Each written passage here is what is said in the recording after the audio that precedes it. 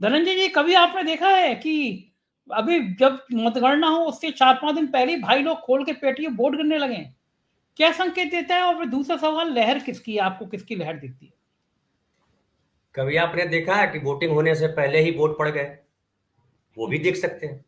आपको आपने नहीं देखा इसका मतलब थोड़े नहीं हुआ है। आपने हमने जो नहीं देखा उससे भी पहले भी कुछ हो चुका है। तो जनता तो लोग हमारे पोस्ट पे जो लिखते हैं वो अक्सर लिखते हैं कि सबसे ज्यादा बड़ा तो ईवीएम है। हालांकि एक दर्शक ने बड़ा अच्छा लिखा था, बोला वो 1,000 सेटिंग करेंगे, जनता 3,000 ज्यादा वोट दे देगी। तो एक क्या है संजय भाई, हमारे गांव में एक कहावत है, जब समय खराब होता है तो हाथी पे कुत्ता काट लेता है। हाथी पे चढ़े हुए व्यक्ति को कुत्ता काट लेता है जब समय खराब होता है, ऐसा कहा जाता है। पनौती वैसे ही आया है शब्द। वो शब्द जो आया है वो समय खराब होने का वो परिचायक है, सूचक है कि आपका टाइम पूरा हो गया, अब विदा ले लीजिए। लेकिन अब की बार ट्रंप सरकार, ट्रंप हमारे सामने उदाहरण है, इसलिए आप तैयार रहिए उन चीजों के लिए। और बड़ी आसानी से जो है हम ये हार मान लें, ये तो है नहीं, मुमकिन है सब कुछ। और देवाधिदेव महादेव है, ये तो विष जो है सब उतार लेते हैं। तो ये जो पूरी की पूरी जो जो जो हमारे साथियों ने बतलाया है, मुझे तो लहर दिखाई पड़ती है। और वो लहर वो दिखाई पड़ती है जिसके लिए दवा कराने की जरूरत है। हम लोग गांव में सुनते हैं कि बहुत लहर, वो माताएं खो जाती हैं, बहुत लहरता है, बोलते बहुत लहरता है। तो उसके लिए कुछ जो है ठंडा लगाया जाता है, नीम का जो है ना वो पीस करके लगाया जाता है लेप, उससे ठंडक मिलती है थोड़ी। तो लेप की जरूरत है।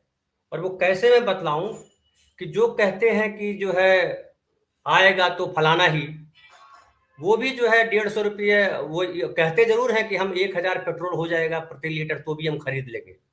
लेकिन हमने एक वीडियो देखा था जहां जिसमें एक बस में बैठी हुई लड़की बोल रही थी कि ये फ्री जो किया जा रहा है दिल्ली में, जो बसों में टिकट फ्री किया गया है महिलाओं के लिए, इससे देश की अर्थव्यवस्था खराब होगी, इससे फ्री का लेने की आदत बन जाएगी। तो जर्नलिस्ट ने पूछा कि तुमने टिकट लिया है? बोला नहीं, मैंने नहीं लिया है।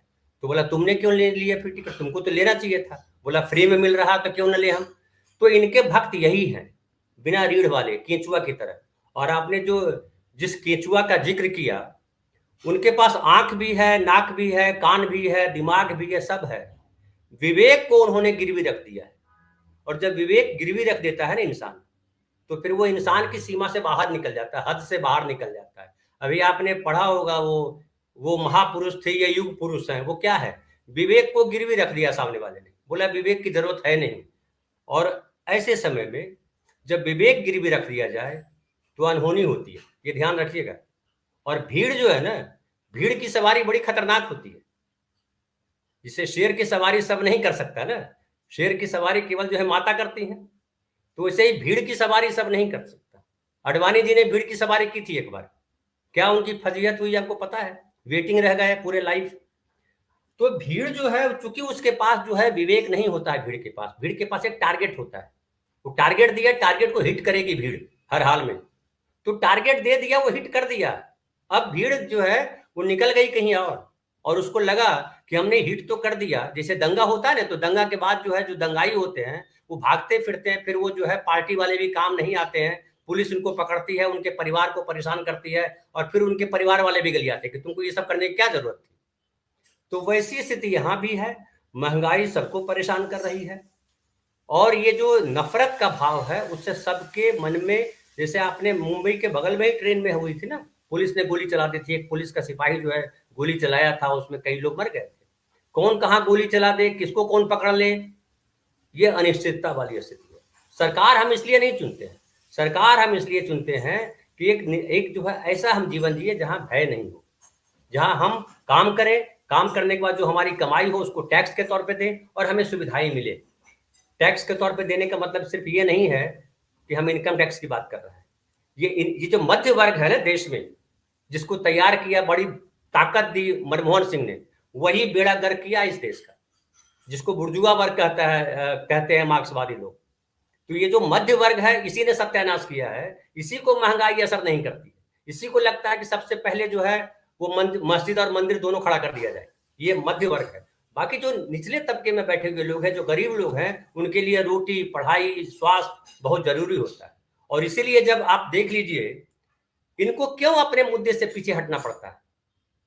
अब एक हमारे यहाँ कहावत एक और कहावत कह देता कि बंदर जो है घुलाटी मारना नहीं भूलता है, सब भूल जाए, घुलाटी मारेगा आखिर में। तो वो जो धर्म पे तो आएंगे ये, क्योंकि धर्म ही इनकी जो है प्राणवायु है। वो धर्म का ढोंग वाला जो चैप्टर है वो पतना कर फाड़ दिया जाएगा। समझिए एक पार्टी खड़ी कर दी जाए दूसरी, वो भी धर्म को लेकर के चले, बोले मैं भी हिंदू धर्म को बचाऊंगा, फिर देखिए इनकी स्थिति क्या होगी। कांग्रेस पार्टी या दूसरी पार्टी इस तरह की चीजें नहीं करती है, और इनको अकेला छूट मिल जाता कि मैं ही हिंदू धर्म का पहरेदार हूं, मैं ही हिंदू धर्म की सारी धार्मिक रीतियां तय करूंगा। सारे महंत सारे ये जो है ले आते हैं, और ऐसे ऐसे महंत पाल लिए हैं जो कहते हैं कि उसकी जीभ काट करके ले आओ, उसकी टांग काट के ले आओ, उसको गोली मार दो तो मैं 5 करोड़ रुपया दूंगा।